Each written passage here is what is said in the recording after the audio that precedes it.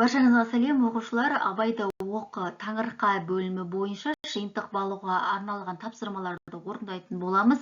Абай Құнанбайұлының 7 және 31 қара сөздеріне арналған тапсырмалардың легі 2 нұсқа. Бірінші тапсырма төмендегі кестені толтырыңыз. 31 қара сөздегі ой тұжырым. Абай көкірегі байлаулы берік болу керек деп айтады. Бұл адамның өз мақсаттары мен ойларына берік болу қажеттілігін білдіреді. Бүгінгі өмірде бұл кеңесті күнделікті тәжірибеге енгізу үшін біз өзіміздің ұстанымдарымызға, мақсаттарымызға сенімді болуымыз керек. Абай ғибратлану керек деп әр нәрсенің терең түсіп ынтамен қабылдауды ұсынады. Бұл біздің өмірімізде әрбір істі, жағдайды терең ой елегінен өткізіп, мәнін түсінуге бағыттайды. Абай білімді ішінен бірнеше рет қайталап ойлану қажеттілігін айтады. Абай ой кеселдерінен уайым, салғырттық, күлкішілдік, құмарлықтан қашық болуға шақырады. Бұл кеңесті өмірде ұстану үшін уайым мен салғырттыққа бой алдырмай, өз ісімізге шоғырланып, дұрыс бағытта өмір сүру маңызды. Екінші баған күнделікті өмірмен байланыстырыңыз.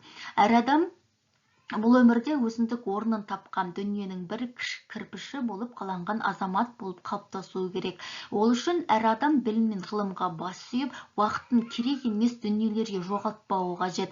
Ақылды ақыл деп қабылдап, керегін ала білу, тоқу білу де өнер. Бос уайым мен қайғыға салынып, миды керек емес нәрселермен улап, өмірді ойын мен сауыққа арнаған адам түбінде не өшеді, не өледі. Сондықтан Абай айтқан 4 нәрсе біздің өміріміз үшін өте маңызды. Қазіргі әлеуметтік желіге дамыған заманда өзгенің өміріне қызып уақыт кетіргенше, сол уақытты өзіміздің өмірімізді құруға арнайық.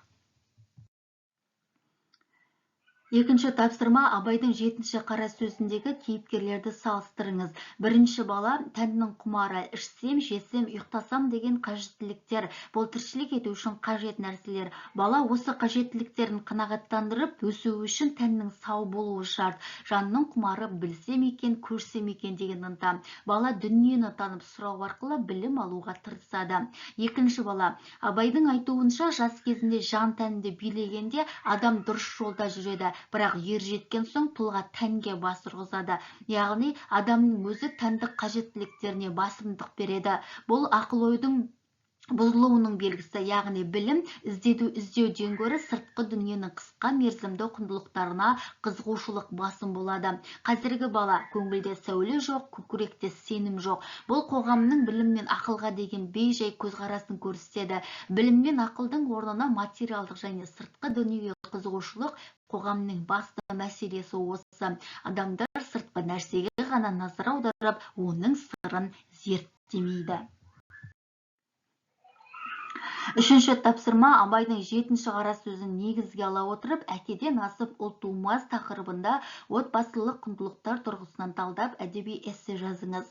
Әкеден асып ұл тумас деген сөздер Абайдың отбасылық тәрбиенің маңыздылығын көрсетеді. Әке баласына тек өмірлік тәжірибесін ғана емес, моральды құндылықтарын да мұра етіп қалдырады. Әке мен анадан алған тәрбие, олардың іс-әрекеті баланың мінез-құлқын, дүние танымын қалыптастырады. Осылайша отбасы мүшелерінің бір-біріне деген құрметі, сүйіспеншілігі мен жауапкершілігі ұрпақтан ұрпаққа жалғасып, қоғамның дұрыс дамуына ықпал етеді. Бала үшін ата-ананың үлгісі өмір бойы жетекші болар, маңызды жол сілтеуші болады.